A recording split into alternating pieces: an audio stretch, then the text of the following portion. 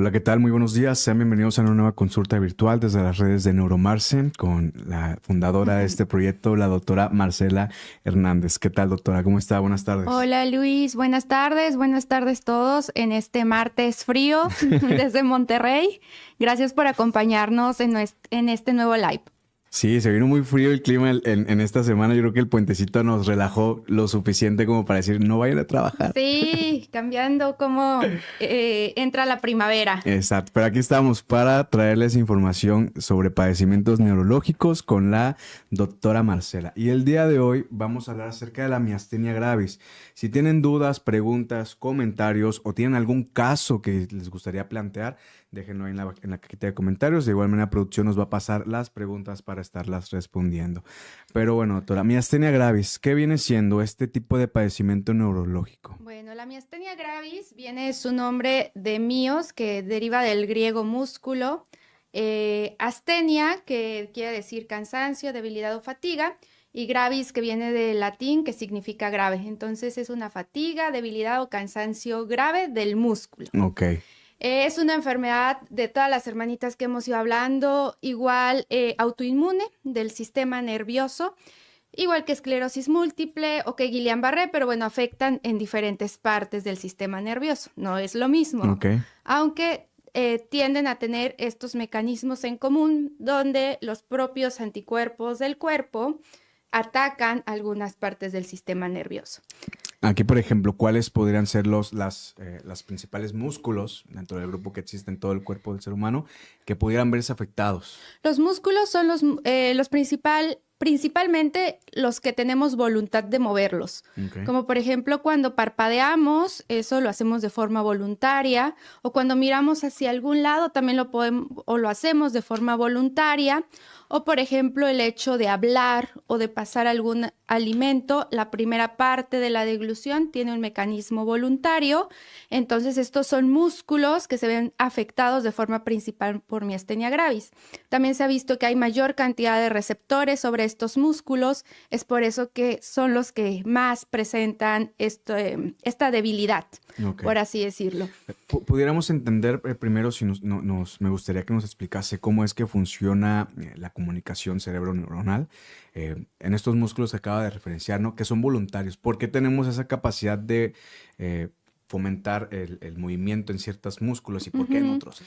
Bueno, tenemos dos tipos de músculo principalmente, el músculo estriado, que obedece a la parte voluntaria, y el músculo liso, que es los músculos que pues no obedecen las órdenes que damos, ¿no? Como el músculo cardíaco o el músculo que se encuentra en los intestinos, es algo que no podemos nosotros controlar. Nosotros los impulsos nerviosos o la forma en que nos movemos, pues es una orden que sale desde la parte de nuestro cerebro, es una vía que se recorre desde esa parte, atraviesa el cerebro, el tallo cerebral, la médula espinal. Esa señal se lleva al nervio hasta llegar al músculo. El nervio le va a dar la indicación al músculo de hacer el movimiento, ¿no? Funciona como una maquinaria pues perfecta, como lo podemos ver en la imagen, donde el nervio, en sus terminaciones nerviosas, vamos a encontrar pues que le manda la señal al músculo.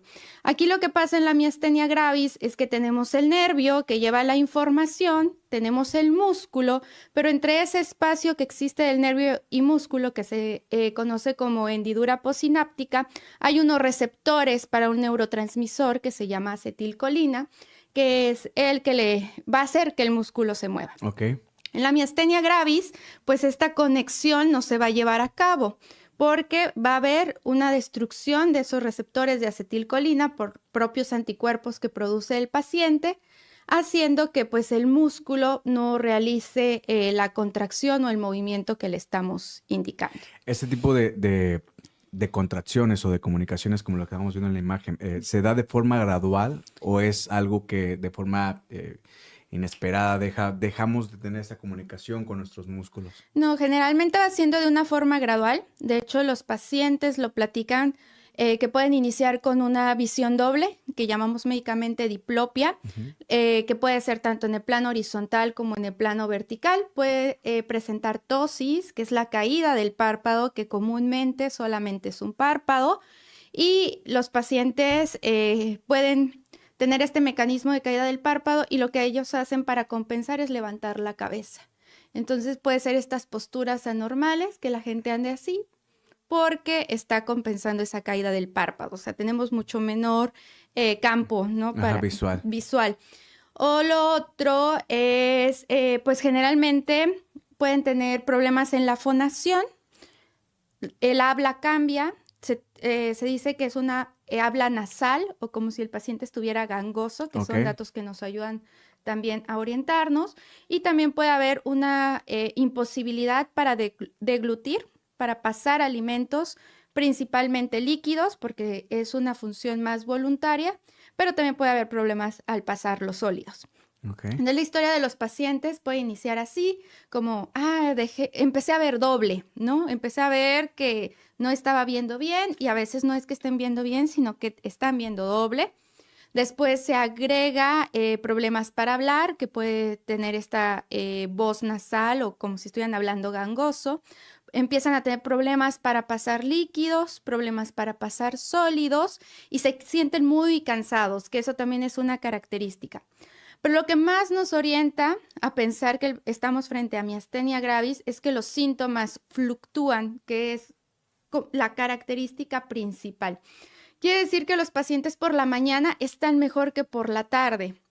Eso no pasa en otros tipos de enfermedades, en otros modelos de enfermedad, donde se mantiene pues clínicamente el paciente igual durante todo el día y desde que inicia la enfermedad o puede ir empeorando. En miastenia gravis, los pacientes amanecen mejor, pero conforme va pasando el día, los pacientes se van cansando y van presentando estos síntomas. También se aumentan estos síntomas con el ejercicio y se pueden mejorar parcialmente con el reposo. Aquí, por ejemplo, ahorita que menciona esto, es bien interesante porque tendemos nosotros como pacientes a normalizar ciertos síntomas, a decir, muy probablemente se me va a quitar en la tarde, como usted menciona, en la noche. ¿Qué sucede, previo a que nos platique cuáles pueden ser las causas, orígenes de este padecimiento y qué población es la más frecuente a padecerlo? ¿Qué es lo que pasa con este tipo de pacientes que ya se atienden tarde? Pues anteriormente, de hecho, hasta 1934, que fue cuando se supo más sobre el tratamiento de miastenia gravis, los pacientes tendían a progresar. Es decir, así como afectaba los músculos de la deglución, también los pacientes presentaban debilidad, llamamos debilidad generalizada, pero de predominio proximal, es decir, afecta más los brazos y las piernas, pero en la porción proximal.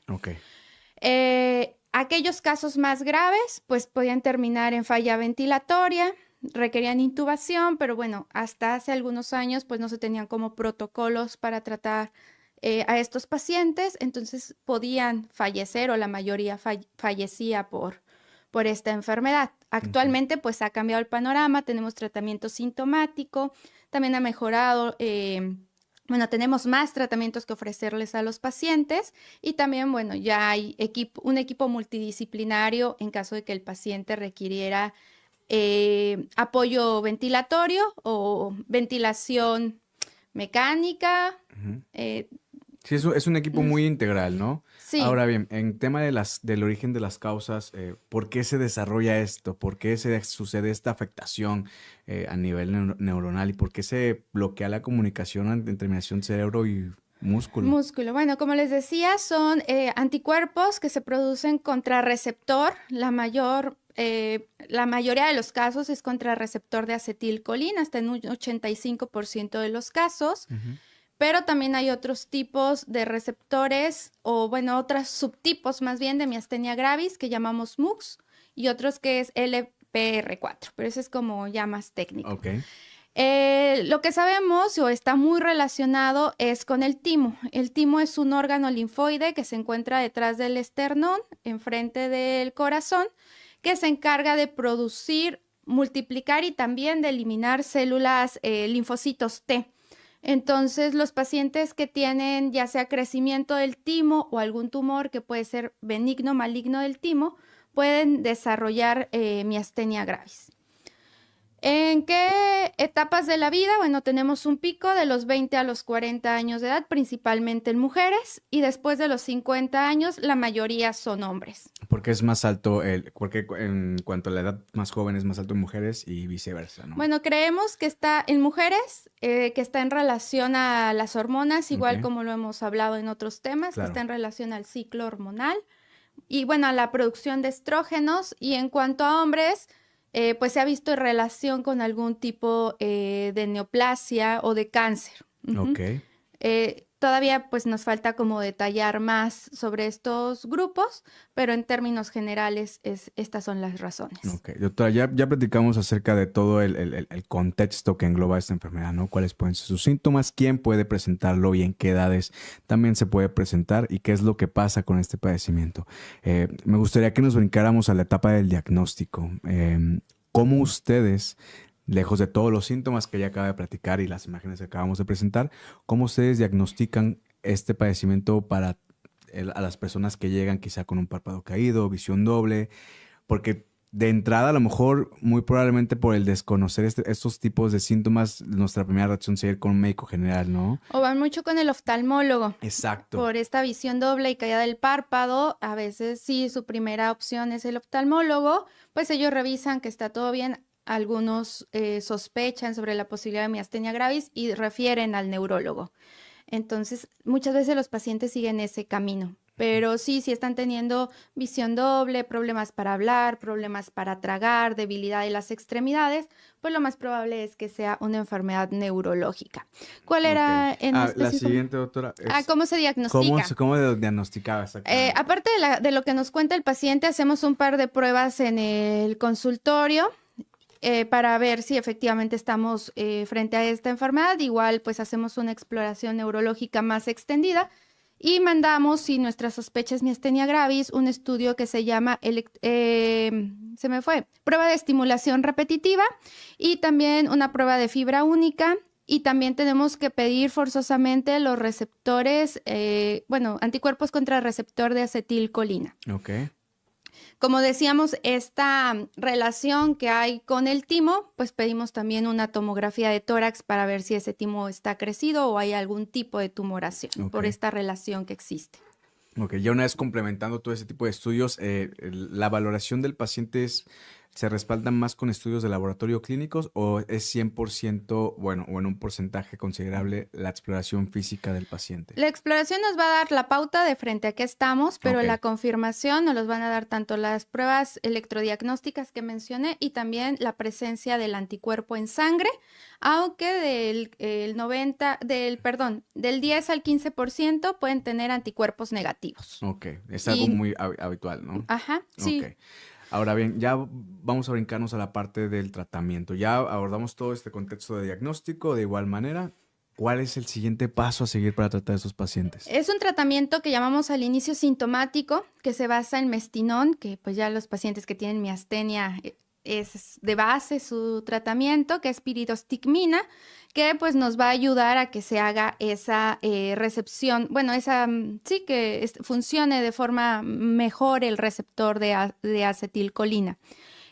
Damos ese tratamiento, también puede ser azatioprina, esteroides como prednisona y bueno, algunos otros más avanzados. Cuando la enfermedad empieza a ser refractaria, se puede utilizar ciclofosfamida, micofenolato, se puede utilizar inclusive rituximab en pacientes que fallan a tratamiento, que tienen una miastenia refractaria o en aquellos que sospechamos un tipo de miastenia que se llama antimux, que era lo que mencionaba anteriormente. Ok. Ese tipo de tratamientos normalmente, ¿cómo se suministran? ¿Cómo es el esquema? ¿Todos los pacientes inician con cierto tipo de esquema de medicación o hay algunos que inician ya directamente con rituximab, por ejemplo? No, generalmente damos el tratamiento sintomático, que es piridostigmina, que se puede tomar de 3 a 4 veces por día. De ahí pues vamos a ver si el paciente necesita además agregarle esteroide o algún otro tipo de medicamento, pero bueno, esto se individualiza, entonces es muy importante que primero pues vayan con el neurólogo para hacer el Ujú. diagnóstico y segundo pues para darle un tratamiento individualizado. El rituximab lo dejamos para estas formas, que es el antimux, o ya en miastenias refractarias a tratamiento. Ok. Lo que sí, por ejemplo, en pacientes que llegan con falla ventilatoria, en aquellos pacientes que la enfermedad pueden debutar pues ya con una falla ventilatoria o una descompensación de la miastenia que llamamos crisis miasténica, ahí sí utilizamos inmunoglobulinas, que hablábamos la ocasión Ujú. pasada como en Guillain-Barré, o utilizamos sesiones de plasmaféresis, pero eso es cuando el paciente necesita ventilación mecánica y pues es como un panorama aparte Ok, un panorama de más lo completo, habitual. ¿no? De lo que se pudiera complementar. Ujú. Ahora bien, ¿cómo es el proceso de un paciente? Digo, si el paciente se diagnosticó obviamente de forma temprana, es más la alta posibilidad de tratar la enfermedad. ¿Ustedes, este padecimiento tiene algún retroceso? Es decir, ¿es curable o simplemente lo se controla? Generalmente se controla, pero ahora con los nuevos estudios que hay respecto a quitar el timo, que es este órgano que está muy relacionado con miastenia, pues sí se ha visto que puede haber una tasa de curación, aunque no es inmediata. Generalmente los pacientes continúan con el medicamento aproximadamente durante 2 años. Entonces, pues todavía nos falta más estudios, también hay criterios para hacer la cirugía del timo. Pero bueno, eso creo que lo podemos acomodar un poquito más adelante en una sesión de preguntas y Sí, respuestas, de igual manera. que ese Vamos es a hacer una gran sesión. tema. Exacto.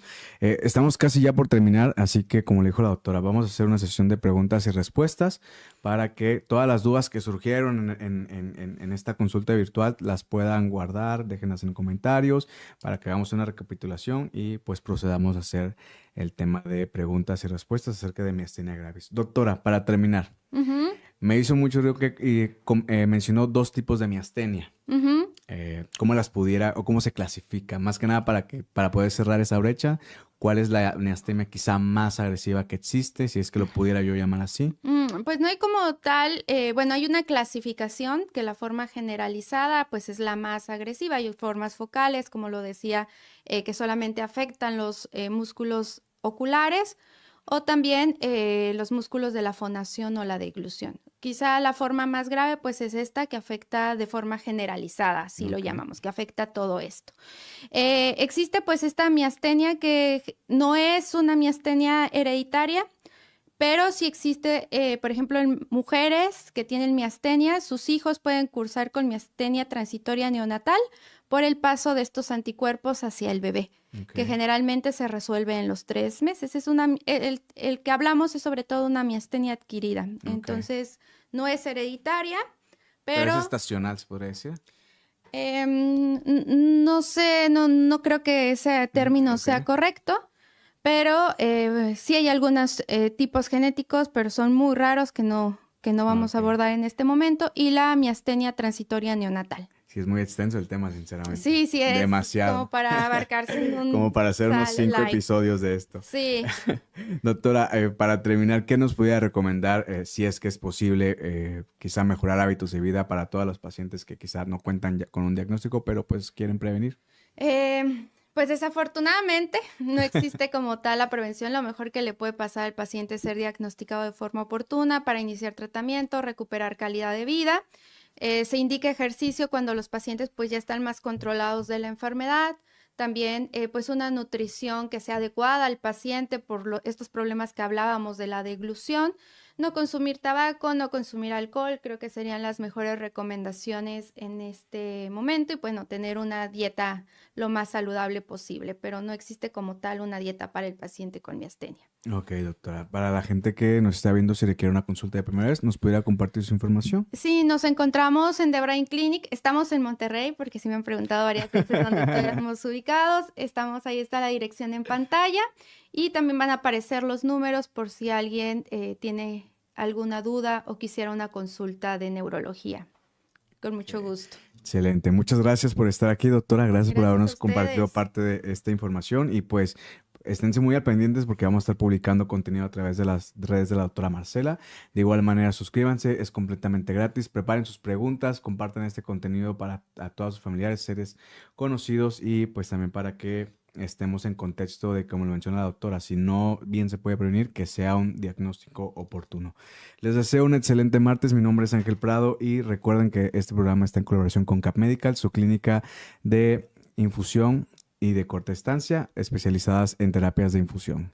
Nos vemos, hasta luego. Gracias.